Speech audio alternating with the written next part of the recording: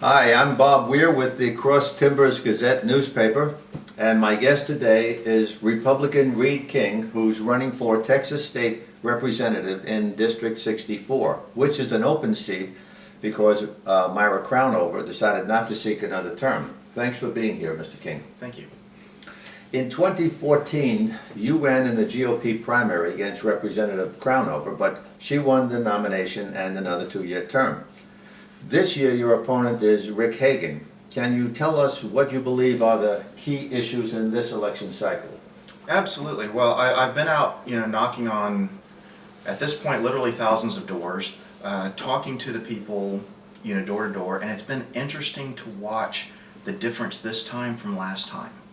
Last time at the doors, it was healthcare and education, number one and number two slots, almost across the board, till we went up to the Crum area. Started knocking in Crum, and I heard a lot about immigration, border security, and that sort of thing up there. This time has been qualitatively different when I'm knocking on the doors.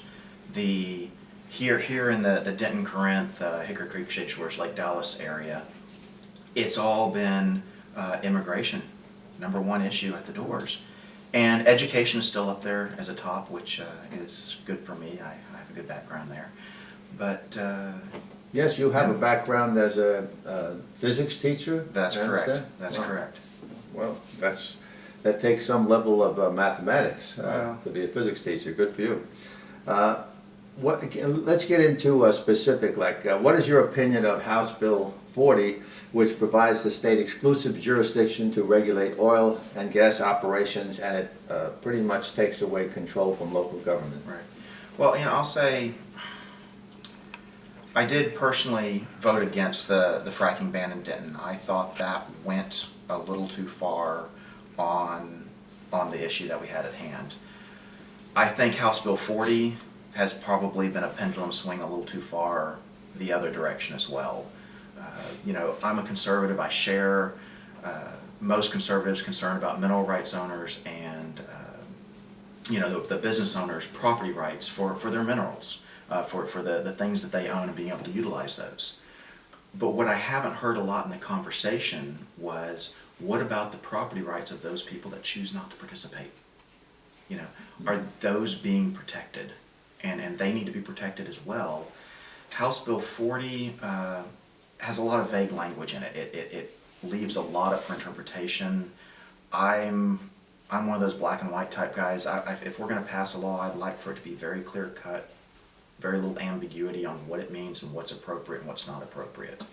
So you would be in favor of local jurisdictions having a lot of say, a lot of control over what happens in their towns and cities? Well, absolutely. People need to have that control over what goes on the property that they're in control of, and have some say-so with their neighbors on what happens in their community.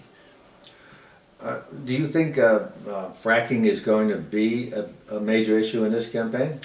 I think so. Looking back, again, over the past couple of years, yes, I broke 45% against a 14-year incumbent. That wasn't bad first time, out the gate, way outspent. But I think it was a 1-2 punch there, plus the things that happened during this last legislative session that may have encouraged her not to seek that re-election. I think those issues are still very much alive and well. I've actually just recently received a stack of letters in my campaign's mailbox relating to House Bill 40. So asking my opinions on that as well. All right, well, you just stated that you would not be for House Bill 40. Right. Oh, okay. So what type of campaigning are you doing right now? You mentioned that you're going door to door, and that's certainly a very good one-to-one type of campaigning, and I Right. believe in that. Are you doing any other type?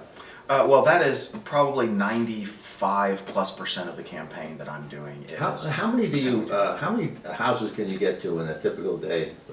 It depends on the day. It depends on the neighborhood. I hit anywhere from 50 to I've hit well over 100 in a day if we've got a nice dense neighborhood. It depends on how dense the neighborhood. Up in Crum and the more rural areas, it's a little harder to get those numbers. Yeah.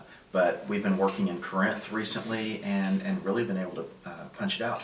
Also depends on how many people answer the door and who wants to talk and tell me life Exactly, stories. yeah, So, that's true. How about debates? I expect you and your opponent will be debating at Right. some point. And fundraisers, are you doing fundraisers? Every campaign needs money, and, Right. you know, unfortunately, money has a lot to do with how well you do in an election. absolutely. Well, I'll tell you, as far as debates go, I know of several. I believe, if I'm getting the dates and the clubs correct, the Denton County Republican Assembly is having one on January 5th. The Denton Republican Women's Club is January 12th. Robeson Ranch is having their candidate forum the first Wednesday evening in February. Oh, and there's another one. I believe the Young Republicans up there in the Denton area are looking at doing Oh, so one as there'll be well. several. That's So there are great. actually going to be several. It's 3 already on the calendar locked in. So that's absolutely, as far as fundraising goes, you know, it's going well. I've already raised more so far than I raised the entire campaign last time, which is good. Again, this is it's a qualitatively different campaign when you've done it before Sure. than when nobody knows who you are or what you stand for. Well, every time you campaign, your name recognition grows as well, so Right. it's a little easier. Give us a little personal information, where you were born, raised, family. Absolutely. Well, I was born in Houston. My mother's a retired Texas school teacher. My dad was in the business world. He played football out in Abilene High School under Chuck Mosier for Rice back when Rice went to bowl games. I guess they're doing that again these days. And family full of teachers, grandmothers, cousins, you name it. My sister is now actually 2 years from full retirement as a public school teacher down in San Antonio, also teaching science. And grew up there, went to A&M, met my future wife there. We got married right after I graduated. She started vet school. She graduated with honors from veterinary school. I did a year at grad school and figured both of us doing that right after getting married was not a very smart thing to do for us. And that's when I went to go teach, taught for a couple of years, went into IT. We moved up to North Texas back in the 90s, and the rest is history. So you would be described, I guess, as a conservative Republican, Absolutely. and recently the House passed a tax bill. I suppose you would have been in favor of that, a tax cut. And any bill that's cutting the overall tax burden on the citizens is a good thing. All right, well, is there anything else that you'd like to add? Is there a web page that someone should look at? There is. It's readking.net, readking.net is my website. We're on Facebook, Instagram, everywhere else. Follow us on, follow my journeys. I kind of take pictures as I'm out knocking on doors every day. So. Oh, that's great. Well, I want to, again, thank you for being here, Reed, and good luck in the campaign. Thank you very much. And thank you for watching.